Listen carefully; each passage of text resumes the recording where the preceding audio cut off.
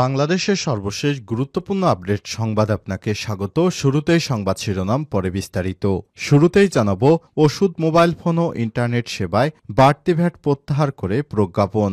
ওষুধ, mobile phone ও internet সেবাসহ বেশ কয়েকটি পণ্যের উপর আরোপিত ভ্যাটের হার কমিয়ে প্রজ্ঞাপন জারি করেছে জাতীয় রাজস্ব বোর্ড এনবিআর। বুধবার 22 জানুয়ারি এনবিআরের পৃথক 4টি প্রজ্ঞাপনে সব তথ্য জানানো হয়েছে।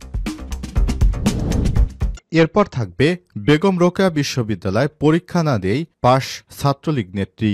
বেগম রোকেয়া বিশ্ববিদ্যালয় বেরোবি পরীক্ষা না দিয়েই ছাত্রলীগ নেত্রীকে পাশ করিয়ে দেওয়ার অভিযোগ উঠেছে। অভিযুক্ত সোরায়া ইয়াসমিন ঐশী গণিত বিভাগ 2018-19 সেশনের শিক্ষার্থী। এই অভিযোগ উঠেছে একই বিভাগের কোর্স শিক্ষক প্রফেসর ডক্টর মোহাম্মদ রুহুল আমিনের বিরুদ্ধে। জানাবো, পদ ছাড়লেন সার্জিস আলম। জুলাই শহীদ স্মৃতি ফাউন্ডেশনের থেকে সরে দাঁড়ালেন বৈষম্যবিরোধী ছাত্র আন্দোলনের অন্যতম সমন্বয়ক সার্জিস আলম। বুধবার 22 জানুয়ারি সকালে সামাজিক যোগাযোগ মাধ্যম ফেসবুকে একটি স্ট্যাটাস দিয়ে এই বিষয়টি নিশ্চিত করেছেন তিনি। জানাবো, হত্যা মামলায় মেয়র আতিক সহ 4 জন রিমান্ডে। হত্যা মামলায় ঢাকা উত্তরের সাবেক মেয়র আতিকুল ইসলামকে 3 দিন, সাবেক তথ্য প্রযুক্তি প্রতিমন্ত্রী জোনায়েদ আহমেদ পলক, ঢাকা 13 আসনের সাবেক সংসদ সদস্য সাদেক খান ও সাবেক ওয়ার্ড কমিশনার সলিমুল্লাহ সলুকে 2 দিনের রিমান্ড দিয়েছে আদালত। আজ ঢাকার চিফ মেট্রোপলিটন ম্যাজিস্ট্রেট আদালতে হাজির হয়ে তাদের রিমান্ডের আবেদন করে মামলার তদন্তকারী কর্মকর্তা। পরে রাষ্ট্র আসামি পক্ষের আইনজীবীদের শুনানি শেষে আদালত এ আদেশ দেয়। এদিকে দুর্বৃত্তদের হামলায় গুরুতর আহত সমন্বয়ক শহীদ। রাজশাহী বিশ্ববিদ্যালয়ের রাবি বৈষম্যবিরোধী ছাত্র আন্দোলনের অন্যতম সমন্বয়ক নুরুল ইসলাম শহীদ দুর্বৃত্তদের হামলায় গুরুতর আহত হয়েছেন। গত রাত 11টার দিকে নগরীর হেতেমখা এলাকায় এই হামলার ঘটনা ঘটে। এ সময় ছাত্রাবাসের কয়েকজন তাকে বাঁচাতে আসলে তারাও আহত হয়। স্থানীয় এক প্রভাবশালী তার দলবল নিয়ে হামলা করেছেন বলে অভিযোগ উঠেছে। তার পরিচয় এখনও নিশ্চিত হওয়া যায়নি। এবং সর্বশেষ জানাবো, ট্রাম্পের নির্বাহী আদেশে আতঙ্কে নথিপত্রবিহীন বাংলাদেশিরা। নিউ ইয়র্কে গ্রেপ্তার 4।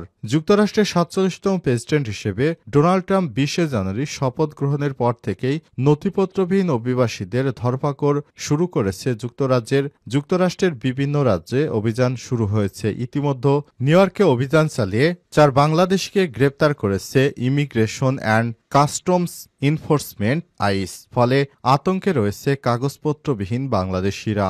শপথ গ্রহণের পর থেকে ডোনাল্ড ট্রাম্প গতকাল মঙ্গলবার পর্যন্ত অভিবাসন সংক্রান্ত শতাধিক নির্বাহী আদেশ স্বাক্ষর করেছেন। জো বাইডেনের আমলে 78টি নির্বাহী আদেশ বাতিলসহ নতুন 47টিতে স্বাক্ষর করেছেন তিনি।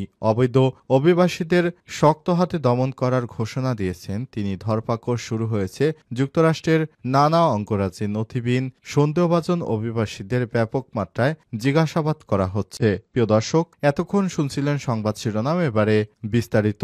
তবে তার আগে বন্ধুরা, অনুরোধ থাকবে সংবাদটিতে একটি লাইক দিন। এই চ্যানেলে আপনি নতুন হয়ে থাকলে আমাদের সংবাদটি দেখতে দেখতে চ্যানেলটি সাবস্ক্রাইব করে রাখুন, যাতে করে আমাদের পরবর্তী লেটেস্ট আপডেট সংবাদগুলো সবার আগে আপনার কাছে পৌঁছে যায়। কমেন্ট করে আপনার মূল্যবান মতামত জানিয়ে দিন আপনি বিশ্বের কোন দেশ থেকে বা বাংলাদেশের কোন স্থান থেকে আমাদের সংবাদটি দেখছেন এবং শুনছেন। এবারে বিস্তারিত। পরীক্ষা না দিয়েই পাশ ছাত্রলীগ নেত্রী বেগম রোকেয়া বিশ্ববিদ্যালয়ে। বেগম রোকেয়া বিশ্ববিদ্যালয়ে বেরোবি পরীক্ষা না দিয়ে ছাত্রলীগ নেত্রীকে পাশ করিয়ে দেওয়ার অভিযোগ উঠেছে। অভিযুক্ত সোরায়া ইয়াসমিন ঐশী গণিত বিভাগের 18-19 সেশনের শিক্ষার্থী। বিশ্ববিদ্যালয়ের শাখা ছাত্রলীগের সাংগঠনিক সম্পাদক। এ অভিযোগ উঠেছে একই বিভাগের কোর্স শিক্ষক প্রফেসর ডক্টর মোহাম্মদ রুহুল আমিনের বিরুদ্ধে। জানা যায়, গত 16 জুলাই এরপর থেকে সোরায়া ইয়াসমিন ঐশী ক্যাম্পাসে অনুপস্থিত। তার মাস্টার্স প্রথম সেমিস্টারের সকল পরীক্ষা জুলাই বিপ্লবের আগেই হয়েছিল। শুধু প্রফেসর ডক্টর মোহাম্মদ রুহুল আমিন এর একটা কোর্সের মিড পরীক্ষা বাকি ছিল। কোর্সটি নাম কমিউনিটি আলজেব্রা। কোর্স কোড হল 5102। কমিউনিটি ল্যাব আলজেব্রার বিষয়টি পরীক্ষা সোমবার 2 ডিসেম্বর দুপুর 12টার সময় হওয়ার কথা থাকলেও সেদিন পরীক্ষা ক্যান্সেল করেন কোর্স শিক্ষক।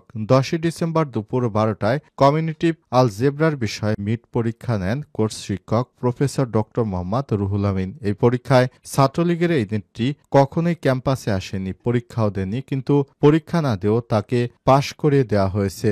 এই বিষয়ে ঐশীর ব্যাচমেট ইমরান বলেছেন, ছাত্রলীগের বিপক্ষে সর্বদাই ছিলাম। এমন সংগঠন কেউ ক্যাম্পাসে এসে পরীক্ষা দিতে পারে না। তারা পরীক্ষা দিতে আসার সাহস কিভাবে পায়? আগে শহীদ আবু সাঈদের হত্যার বিচার, দোষী ছাত্রছাত্রীদের আজীবন বহিষ্কার, তা না হলে বিশ্ববিদ্যালয়ের বিশৃঙ্খলা হলে এর দায় বিশ্ববিদ্যালয়কেই নিতে হবে। সুরাইয়া ইয়াসমিন ঐশী বলেছেন, আমি ওই মিড পরীক্ষাটি সবার সাথেই দিয়েছি, কিন্তু কবে দিয়েছি তা মনে নেই। আপনারা চাইলে আগে আমার বিভাগে গিয়ে পরীক্ষার খাতা দেখতে পারেন। পরীক্ষা অংশগ্রহণ না করেও পাশ করে দেওয়ার ব্যাপারে গণিত বিভাগের প্রফেসর ডক্টর রুহুল আমিনকে জিজ্ঞাসাবাদ করলে তিনি বলেন, না, আমি পরীক্ষা জুলাই আগস্টেই নিয়েছি, কারণ মাস্টার্স প্রথম বর্ষের সকল বিষয় আগেই শেষ হয়ে গেছে। এই মিড পরীক্ষাটি মে মাসে নিয়েছি। দেখতে চাইলে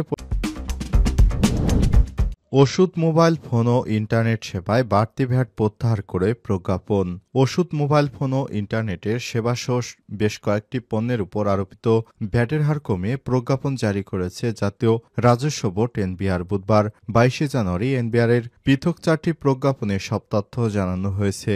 বিভিন্ন পেশাজীবী সংগঠন, সুশীল সমাজ ও অংশীজনের অনুরোধ বিবেচনায় নিয়ে বৃহত্তর জনস্বার্থে সব পণ্য সেবায় বিদ্যমান ভ্যাটের হার, উৎসে করকর্তনের হার এবং সম্পূরক শুল্কের হার হ্রাস করেছে এনবিআর। যেসব পণ্য ও সেবায় আরোপিত ভ্যাট কমিয়েছে এনবিআর। ওষুধ, সব জনগোষ্ঠীর জন্য চিকিৎসা সেবাকে আরও সহজতর করার লক্ষ্যে শুধু ওষুধ শিল্পের উপর ব্যবসায়িক পর্যায়ের বৃদ্ধি করা ভ্যাটের হার সম্পূর্ণ প্রত্যাহার করে আগের হার 2.4% বলবৎ রাখা হয়েছে। ফলে ওষুধের উপর অতিরিক্ত আরোপিত ভ্যাট প্রত্যাহার করায় ওষুধ শিল্পের ধারাবাহিক বিকাশ বজায় থাকবে এবং সাধারণ ভোক্তা পর্যায়ে ওষুধের মূল্য বৃদ্ধি পাবে না।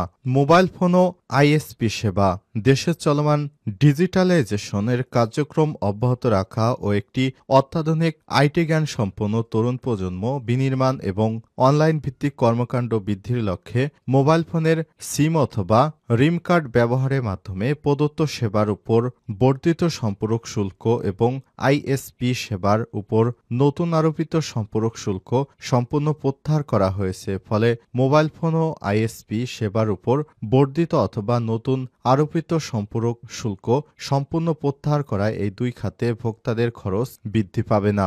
রেস্তোরাঁ, দেশের বৃহৎ জনগোষ্ঠীর জন্য সুলভ মূল্যে রেস্তোরাঁয় খাবার গ্রহণের সুবিধার্থে 3 স্টার, 4 স্টার এবং 5 স্টার হোটেল ব্যতীত অন্য সব রেস্তোরাঁয় অতিরিক্ত আরোপিত ভ্যাট সম্পূর্ণ প্রত্যাহার করা হয়েছে। এর ফলে সাধারণ জনগণ আগের মূল্যে এসব রেস্টুরেন্টে খাবার গ্রহণ করতে পারবেন। মোটর গাড়ি গ্যারেজ ও ওয়ার্কশপ, জনস্বার্থে মোটর গাড়ি গ্যারেজ ও ওয়ার্কশপ সেবার ক্ষেত্রে বৃদ্ধি করা ভ্যাটের হার সম্পূর্ণ প্রত্যাহার করা হয়েছে। এর ফলে এ সংশ্লিষ্ট সেবায় মূল্য বৃদ্ধি পাবে